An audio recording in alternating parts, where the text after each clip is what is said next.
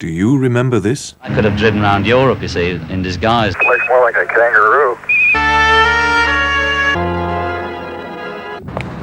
Nice day, innit? All the memories of all the years from 1970 to 1989 brought back to you on 20 great videos. Memories for you to keep, memories for you to give, memories on video that will last forever.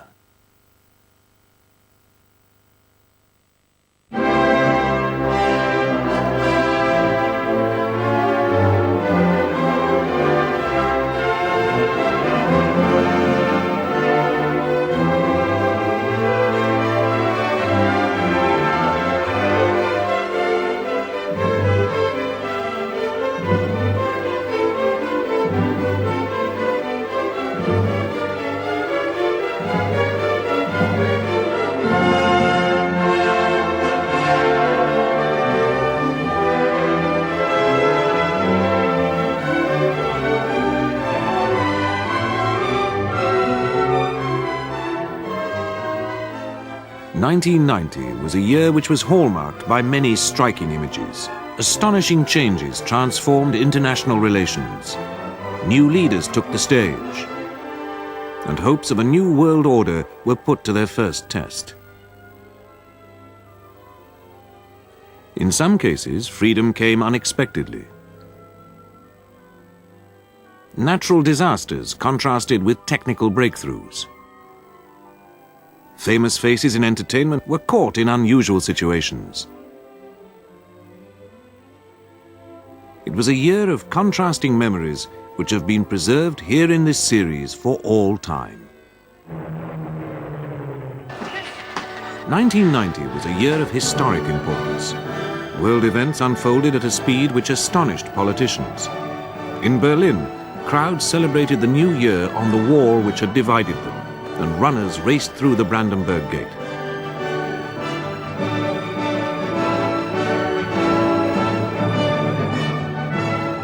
Soon, the hated symbol of division came crashing down.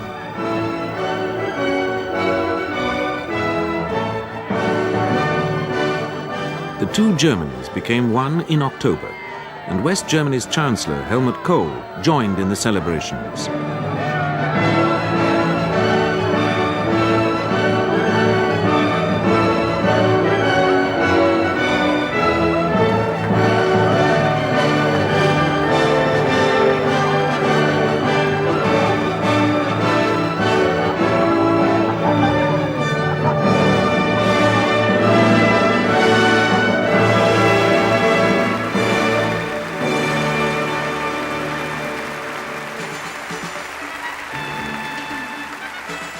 Two months later, Kohl was elected as first Chancellor of a united Germany for almost half a century. Dies ist ein Tag der Freude. And he spoke of this day of joy. The wave of freedom swept into Czechoslovakia, long the most reluctant Soviet satellite.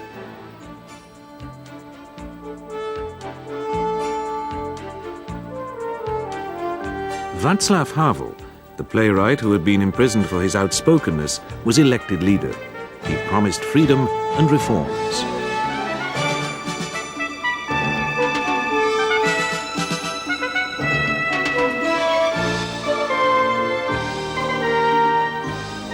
In a symbolic acceptance that their empire was beginning to crumble, Soviet tanks and troops began to pull out of Czechoslovakia.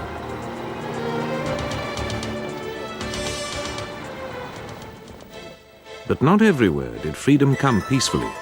In Romania, the new government brought in the miners to attack their opponents.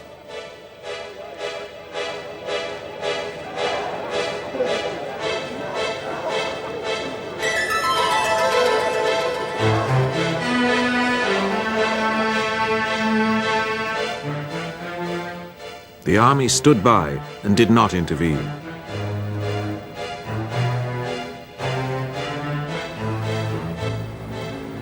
Eventually, the miners withdrew, leaving a fragile democracy in power.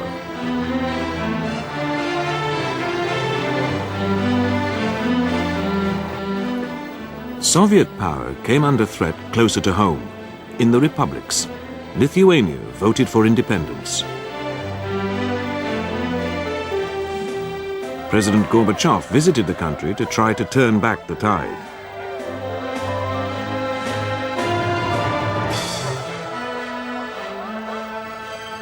Elsewhere, other republics joined in the dash for freedom. In Tajikistan and Azerbaijan, racial and nationalist tensions led to violence. The Red Army was sent in.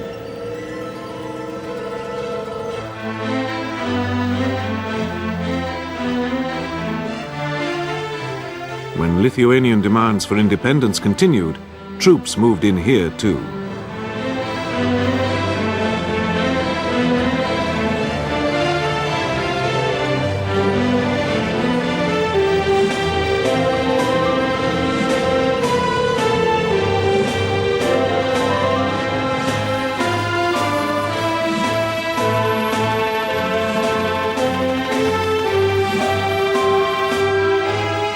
Lithuania's president, Vytautas Landsbergis, appealed for help from outside.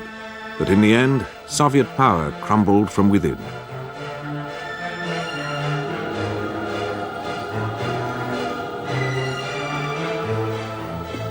In Moscow itself, the tide of change, too powerful to ignore, brought the unthinkable. Demonstrations in Red Square.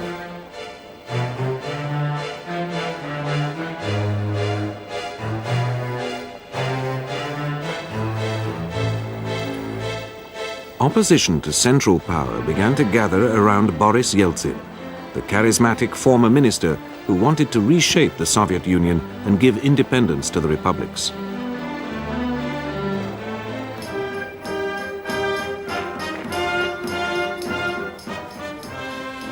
The threat to Mr. Gorbachev's leadership was symbolized by a failed attempt on his life during the November parade.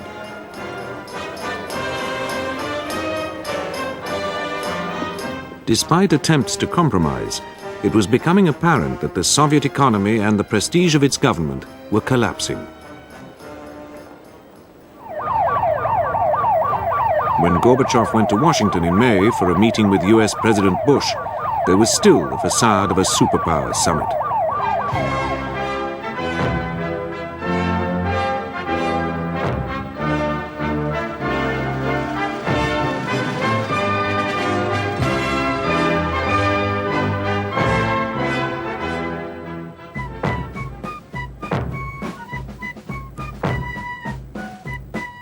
But both men knew that the world was changing fundamentally.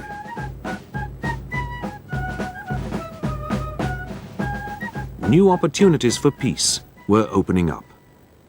Over the next 4 days, we're not going to solve all of the world's problems.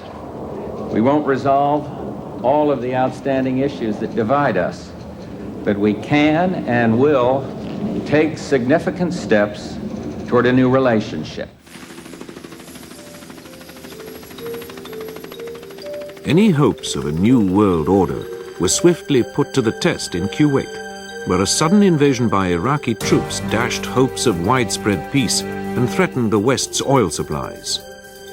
This home video was filmed from an apartment as the Iraqis swept into Kuwait City. Stay away from the window. Yeah, look, see? Seeking political asylum. No, he can't get in, can he? Is he in? Yes, he is, yeah. The road, you know, the two company speed bumps by UNESCO building, yeah? I can't believe they must think something's going on in there. That shell fire. Someone's shooting into that building. Someone is shooting from there into that building over there.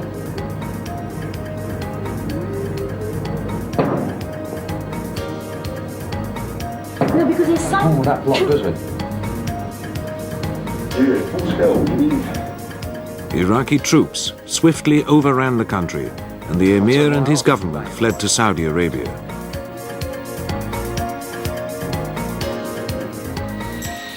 In response, American air power was deployed to Saudi Arabia and swiftly followed by a massive military buildup.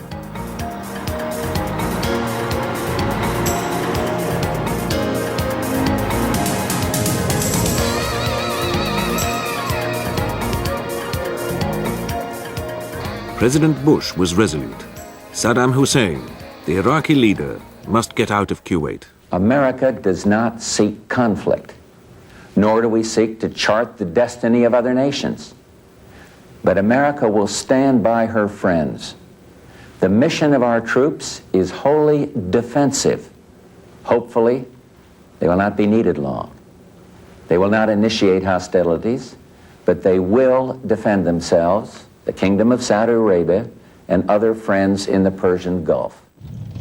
For years, the West had built up Iraq under Saddam Hussein as a counterweight to Iran. Saddam acquired the most powerful army in the region, equipped with Soviet Scud missiles.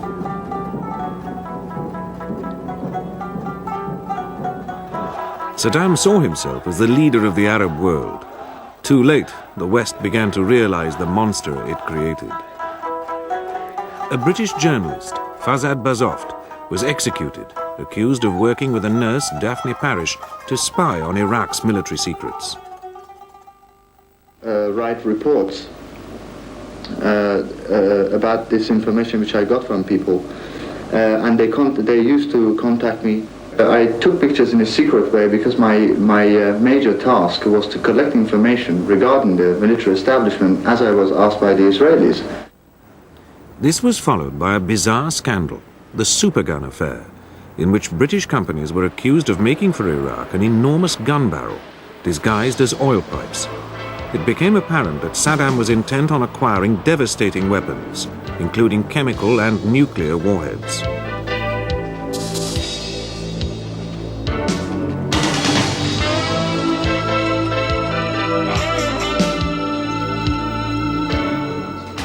Exiled Kuwaiti leaders tried to rally support from other Arab countries against Saddam.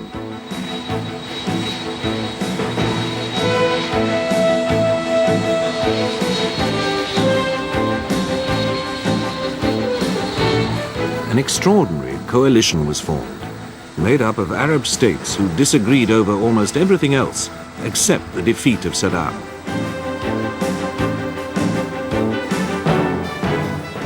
Saddam claimed that he was trying to help the Palestinians in their struggle against Israel, but his delegation received little support.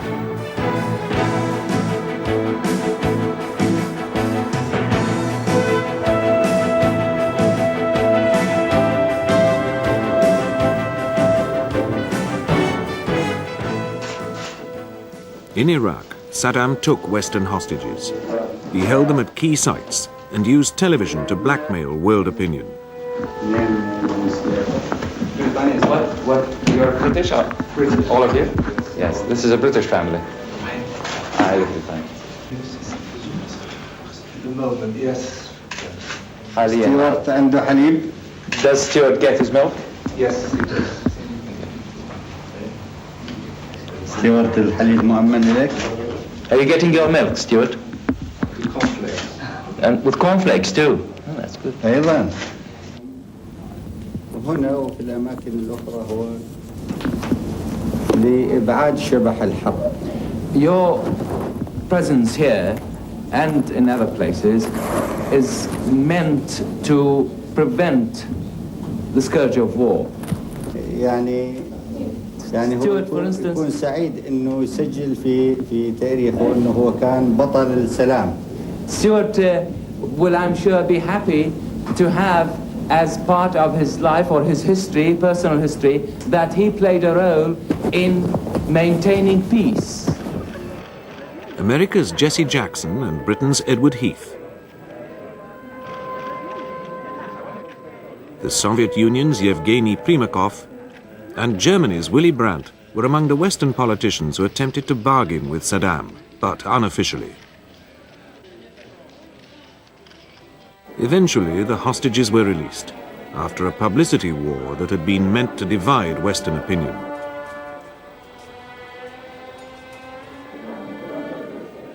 But nothing could shake President Bush. Once again, Americans have stepped forward to share a tearful goodbye with their families before leaving for a strange and distant shore.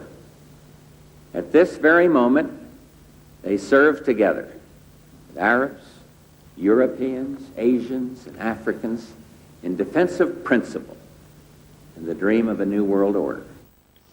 It became one of the greatest military build-ups in history, with forces from more than a dozen countries. Okay, let's go for Bravo.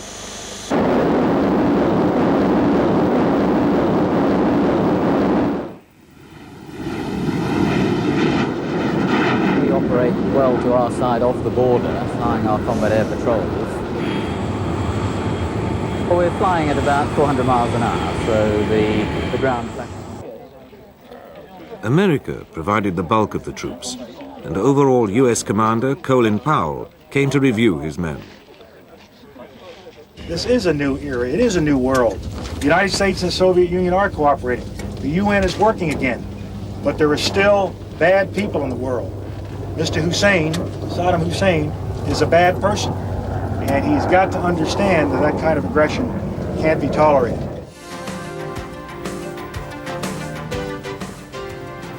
The second largest force was the British. This included the Desert Rats with their Challenger tanks, the first time they had been in the desert since World War II.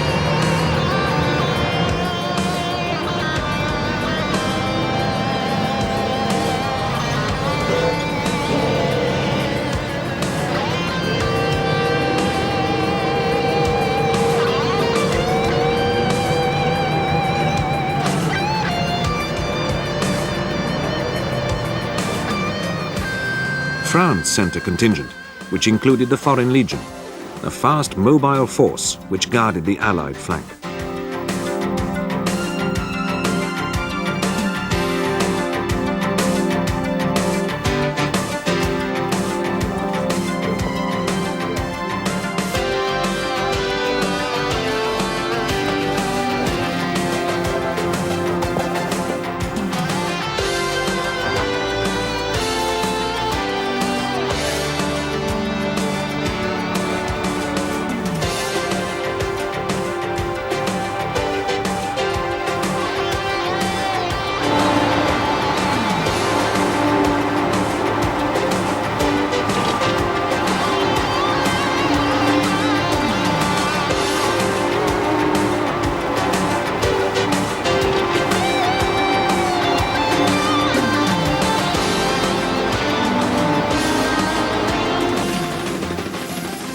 Diplomatic pressure continued alongside the build-up.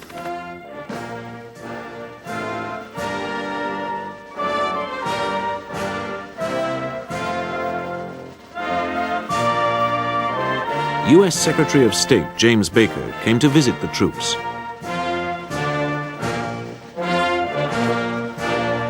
His message was uncompromising. This is a long, long way from home. But I think that Americans are home wherever our principles are.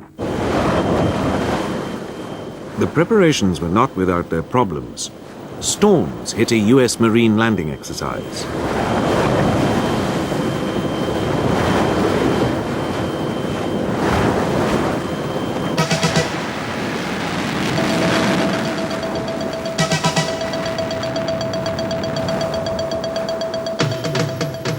But they continued to threaten a direct assault on Kuwait City.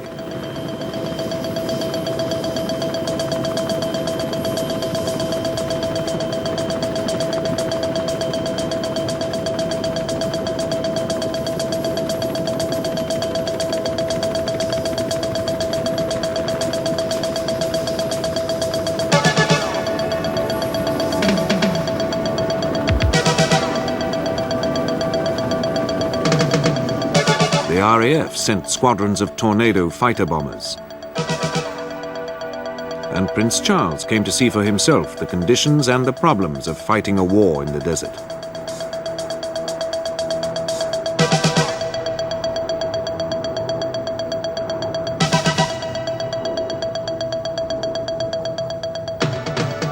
So too did President Bush, architect of the great coalition against Iraqi aggression. Now maybe with the new forces move. I didn't think it was that bad.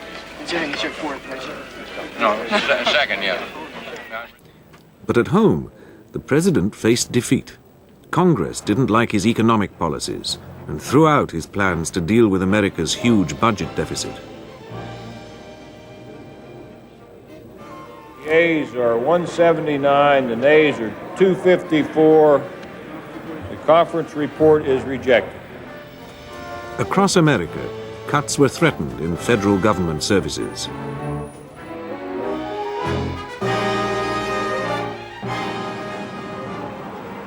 The president fought back. If we fail to enact this agreement, our economy will falter, markets may tumble, and recession will follow. Supported by the Speaker of the House. That this is one of the most important evenings, perhaps, in your congressional career. This is one of the most important decisions that you will make. Eventually, a compromise was hammered out. Democrats and Republicans faced the midterm elections. It was a test of Bush's popularity, but one worry was that not enough people would turn out. Pop star Madonna made a video to persuade them. Don't just sit there, let's get to it. Speak your mind, there's nothing to it. Vote! But the economic problems didn't go away.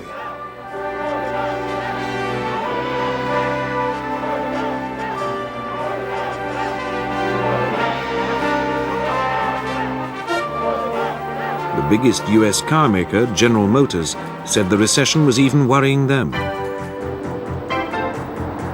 And scandal hit the financial community as the biggest junk bond company went bust and was wound up. The New York Stock Exchange trembled. And junk bond king Michael Milken was imprisoned for 10 years.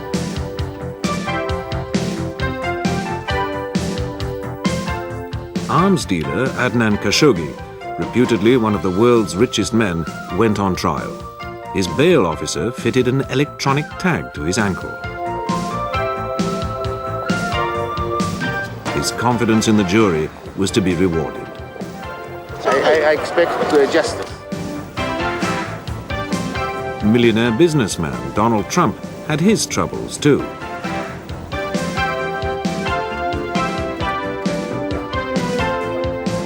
His empire crumbled and his wife threatened to leave him.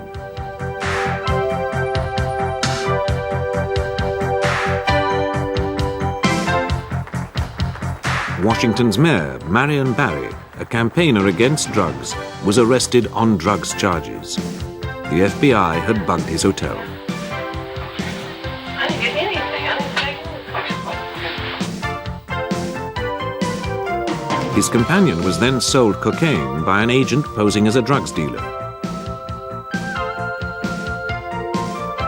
Back in the bedroom, the mayor of Washington lit up his crack pipe.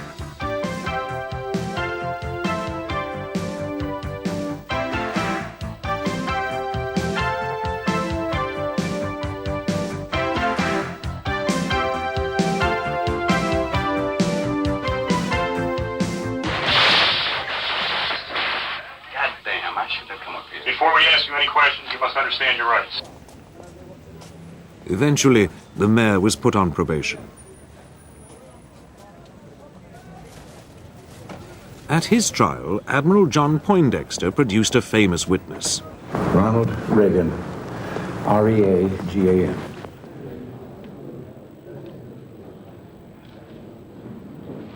But he revealed an appalling memory about the Contra affair.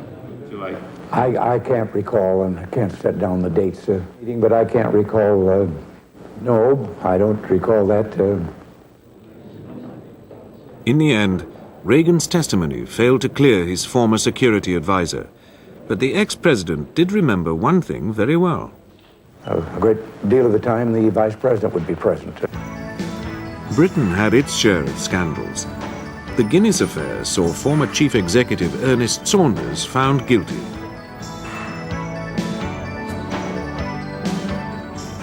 Along with Tony Parnes,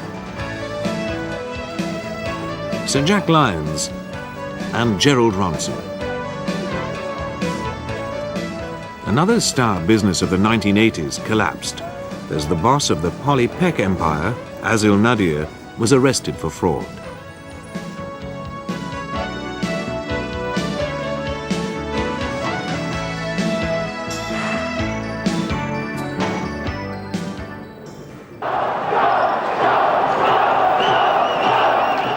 The government's troubles continued as London saw riots against the poll tax. An orderly demonstration got out of hand with savage fighting.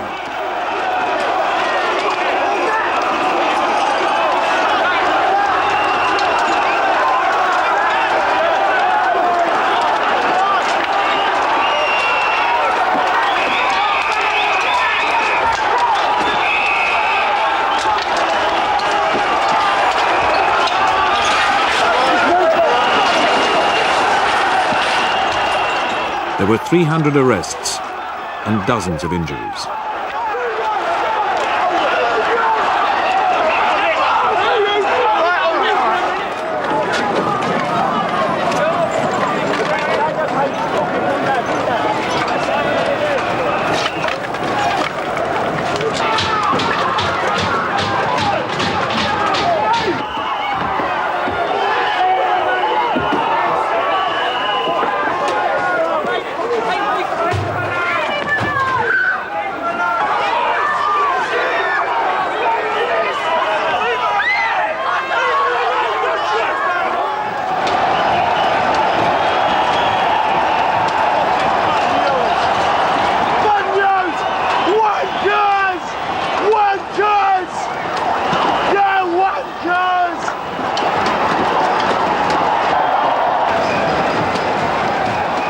Mounted police were brought in to clear the rioters.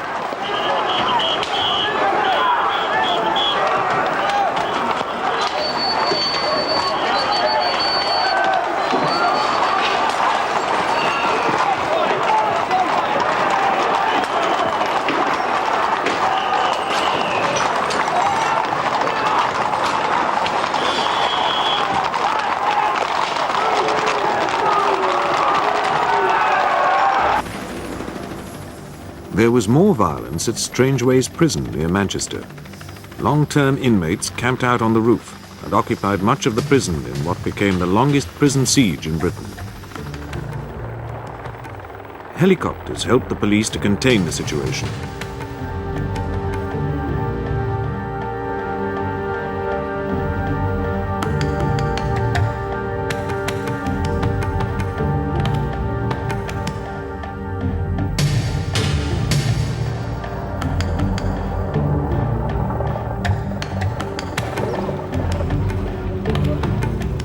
And finally, after 3 weeks, they moved in to round up the ringleaders.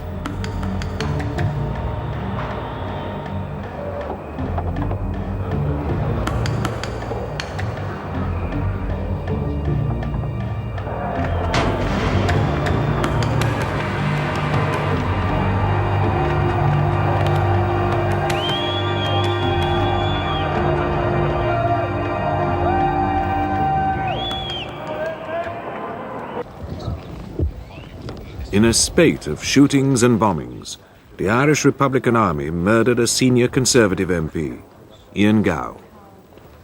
They blew up his car outside his home.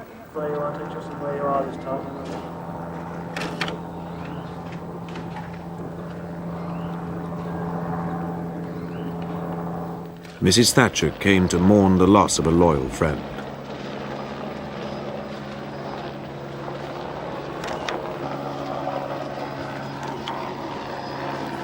The Prime Minister faced revolt from her own party with a challenge from Michael Heseltine. In the first ballot, Mrs. Thatcher got most support, but not enough to win conclusively. Second round.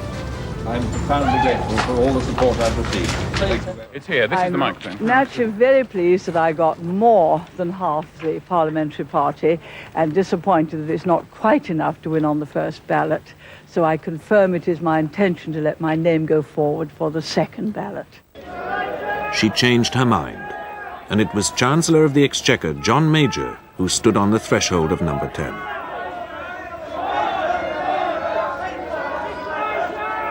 Britain's longest-serving Prime Minister this century, seemed philosophical as she left her home of 11 years.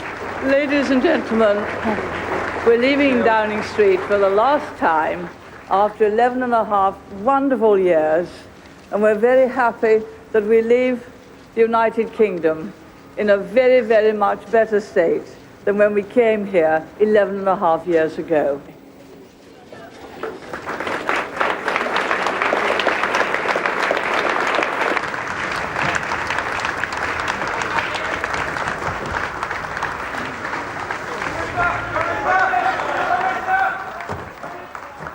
Britain had a new leader, a change of style and pace. I want to see us build a country that is at ease with itself, a country that is confident, and a country that is prepared and willing to make the changes necessary to provide a better quality of life for all our citizens. Ireland too had a new leader, a woman. Socialist Mary Robinson was Ireland's first female president. I must be president for all the people, but more than that, I want to be president for all the people. Because I was elected by men and women of all parties and none, by many with great moral courage, who stepped out from the faded flags of the Civil War and voted for a new Ireland, and above all, by the women of Ireland. Mná na hÉireann. France saw the first signs of a thaw in the Beirut hostage crisis, Jacqueline Valente being released with her daughter Sophie Liberté, who had been born in captivity.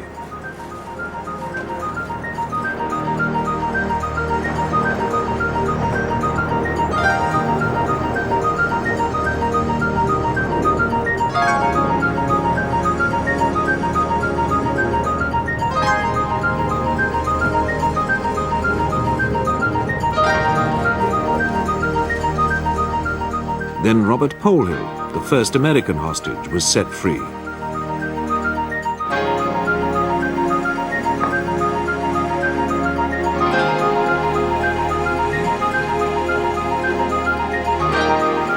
Dr. Frank Reed was next.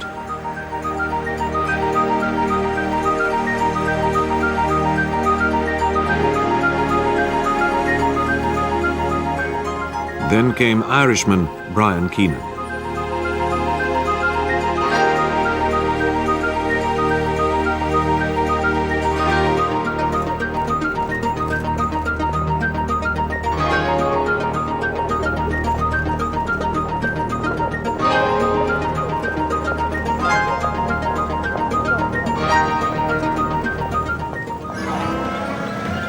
For the first time in more than a decade, there were hopes of peace in Beirut.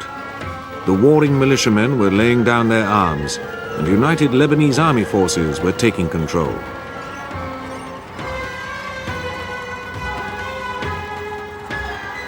But thoughts of peace were far from Israel as the Palestinian uprising continued.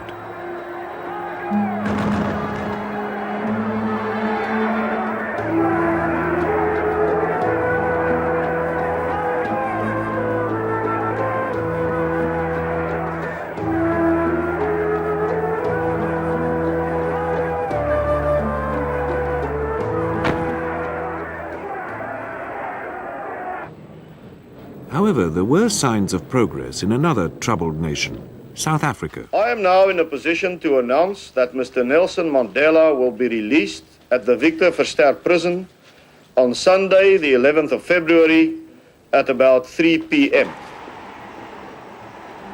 The ANC leader was free after 26 years in prison.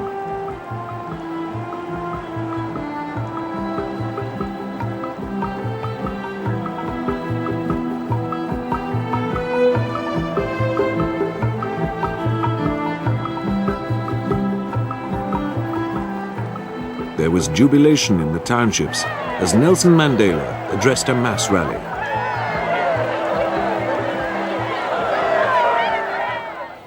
Go back to your schools, factories, mines and communities.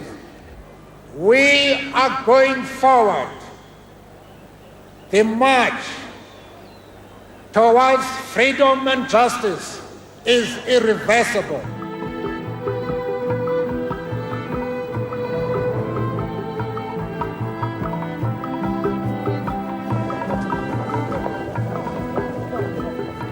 Within a few weeks, Nelson Mandela met President de Klerk, the man who had freed him, to start discussions about a new constitution for South Africa. He was an international hero, fated in London.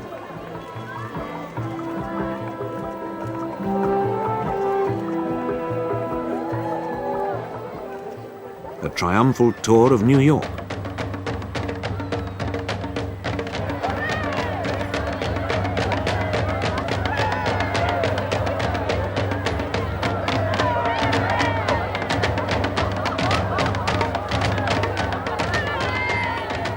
Our simple message in all these countries is that sanctions should be maintained. But fighting continued in the townships between ANC supporters and the Zulu Inkatha movement, led by Chief Buthelezi.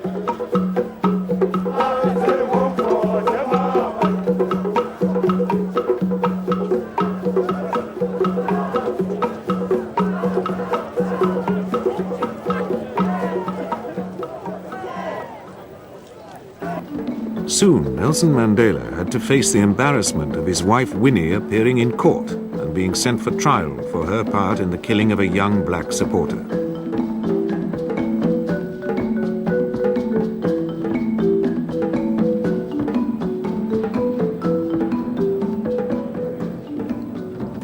In Liberia, a revolt against the government brought US Marines into action to rescue US nationals caught up in the war.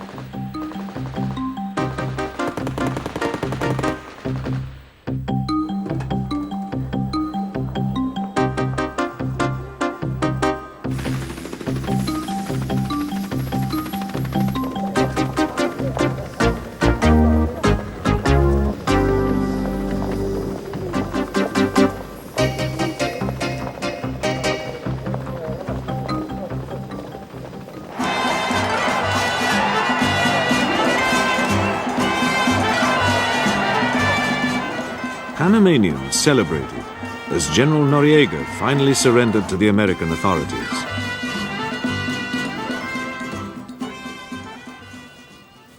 In Japan, the elections were won for the 12th successive time by the Liberal Democrats, led by Toshiki Kaifu. Takako Doi, the socialist leader, had to admit defeat after a strong showing.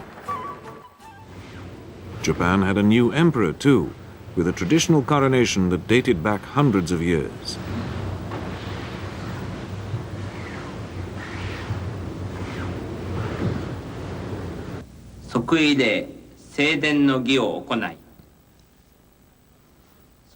Prince Charles and Princess Diana represented Britain, despite controversy over their trip.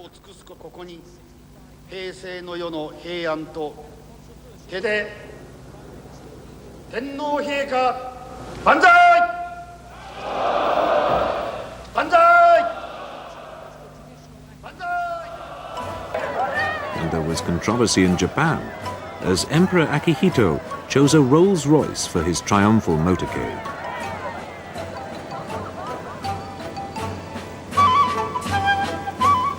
Prime Minister Bob Hawke of Australia led the Labour Party into an election amid widespread economic problems, in spite of rough words for the newsmen. Get that bloody thing out of there and let me show you what I want, and then you get around it, eh? He won a record fourth victory. The shuttle Columbia blasted off to start a new decade of spaceflight. Roger, roll, Columbia. Its mission was to rescue a damaged satellite.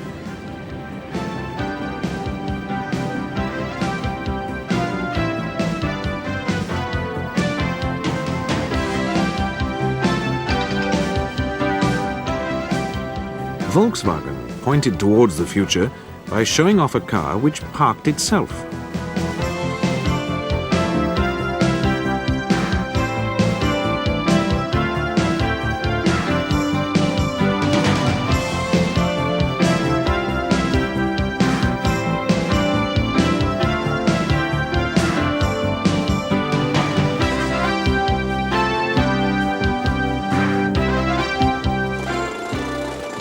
under the English Channel, the tunnelling teams finally met up. They're through. They're through. They're through. Hey! There's the handshake we've all been waiting for, the fag and Monsieur Cosette.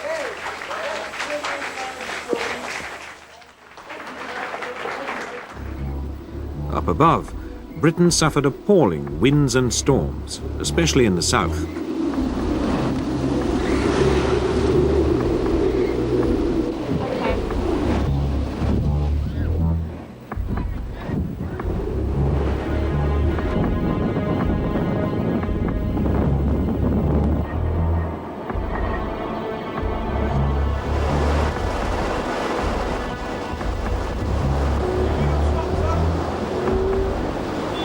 One TV celebrity was nearly killed.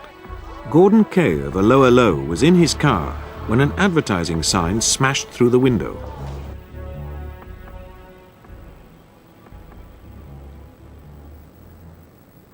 But he recovered and went on with the show.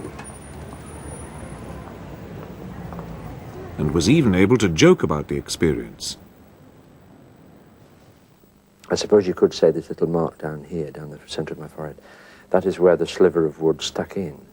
And I was taken to hospital, and it was about that long. And as I said to the surgeon when I found out about that, he told me about it when I left hospital. I went to see him. I said, I must have looked like a bloody unicorn. In Hawaii, Mount Kilauea erupted, sending streams of lava pouring down its slopes at more than 30 miles an hour.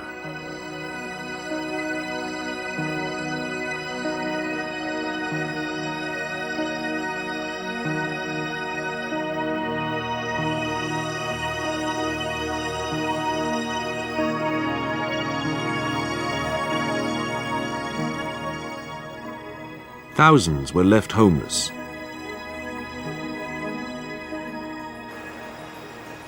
The nature conservationists, Greenpeace, staged one of their most spectacular protests. Trying to halt a Japanese whaling ship.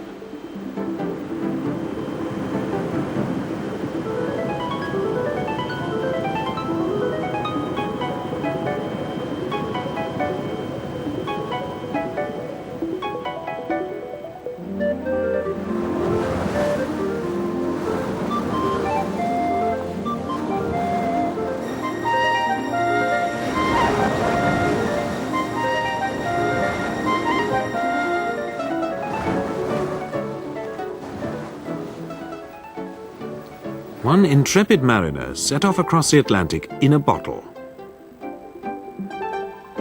The RAF kept an eye on him as he reached Britain safely.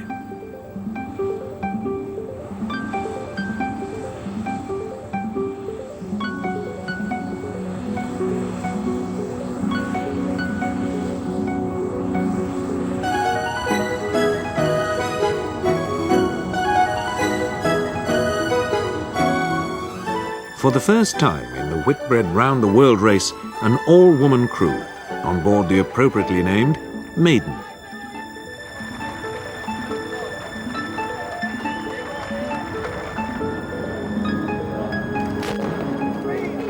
"23 yachts competed for the honor.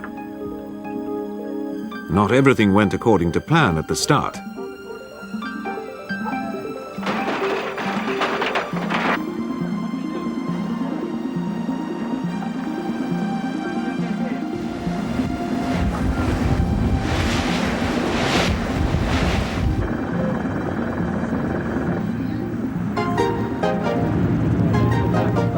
But for the eventual winner, the New Zealand Steinlager II, a great homecoming.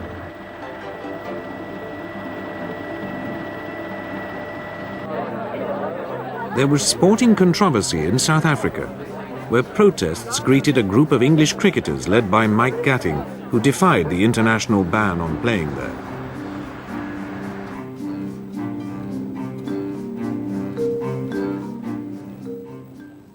And obviously we weren't here at the time of the demonstration, and obviously we hope that demonstrations will be peaceful.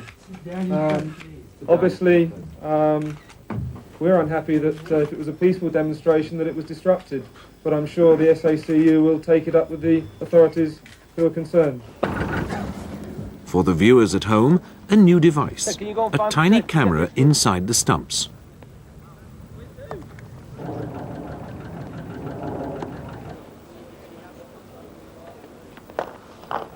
I think it'd be a good idea. It'll give the people sitting at home an insight of what it's actually like facing an 80-mile-an-hour delivery. Legendary jockey Lester Piggott was back in the saddle after his prison sentence.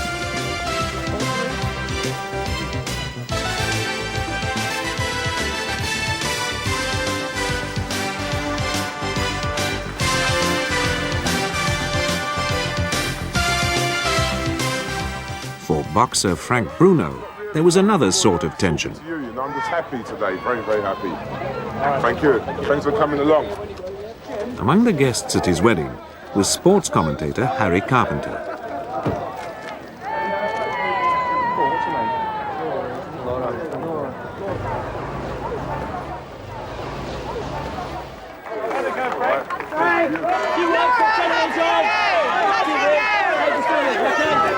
At the Hollywood Oscars, Pauline Collins was nominated for Shirley Valentine.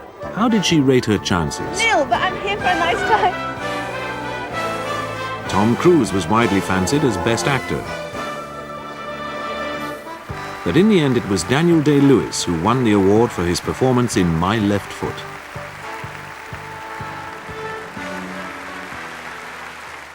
You've just provided me with the makings of one hell of a weekend in Dublin. Co-star Brenda Fricker was Best Supporting Actress and Jessica Tandy Best Actress in Driving Miss Daisy. The Oscars could not honor the unexpected stars of 1990, Teenage Mutant Ninja Turtles. The craze swept America and Europe, and shops had to ration the toys.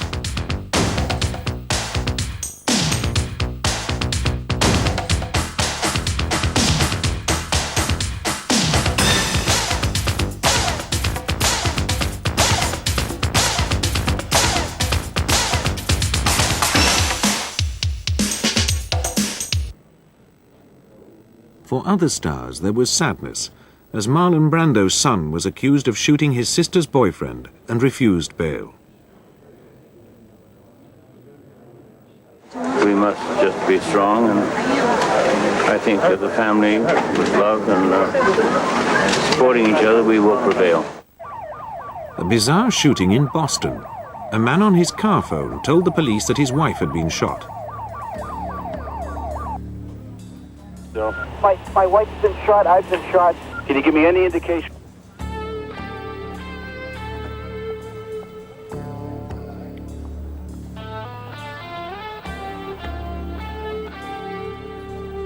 Oh man, it hurts. My wife is sub-gurgling. She's not breathing. All right, Chuck, I'm going to get assistance to you, buddy. Open the door.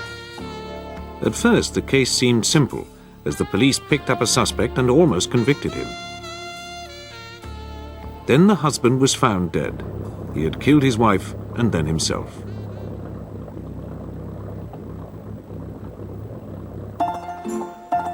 Muscovites knew that something earth-shattering was going on when McDonald's opened in their city.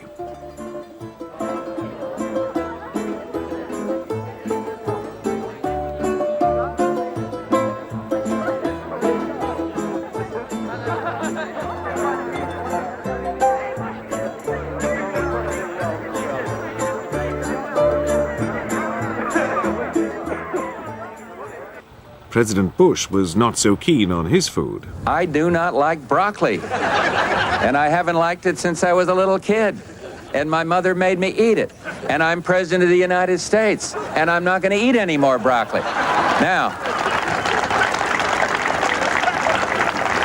but Bart, wait a minute, for the broccoli vote out there, Barbara loves broccoli.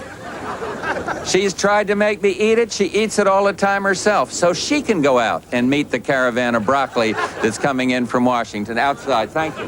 Royal Navy wives were equally unimpressed. I trust my husband, but any man is open to temptation. We're supposed to have a fighting Navy, not a hanky-panky Navy with women. But the Navy was determined to have mixed crews on board ship.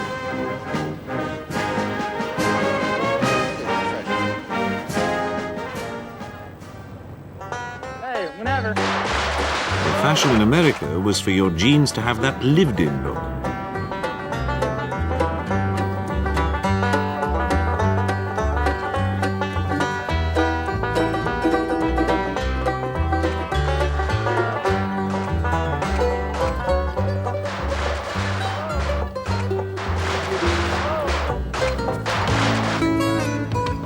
The search for privacy took Princess Diana and her family to the Caribbean, but the royal photographers got there first.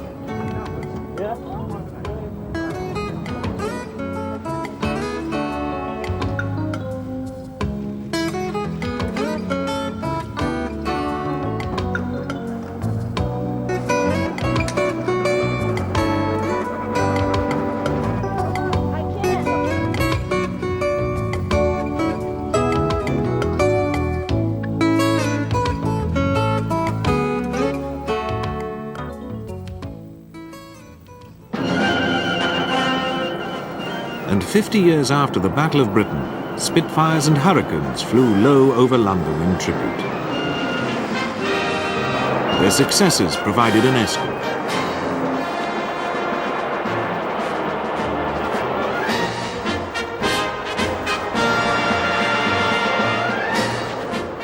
And those were some of the memories of the year 1990.